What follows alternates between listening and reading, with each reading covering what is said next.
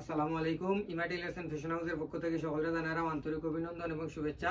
অনেকদিন ধরে আমরা খাবার দেখালাম, আপনারা অনুরোধে আবারও আজকে লই আইছি কিছু সিট কাপড়ের ভিডিও। দেখো কা অত্যন্ত সুন্দর একটা কাপড়, যেটার সিট বিভিন্ন কালার কম্বিনেশন করা হয়েছে, খুবই সুন্দর আকর্ষণীয়।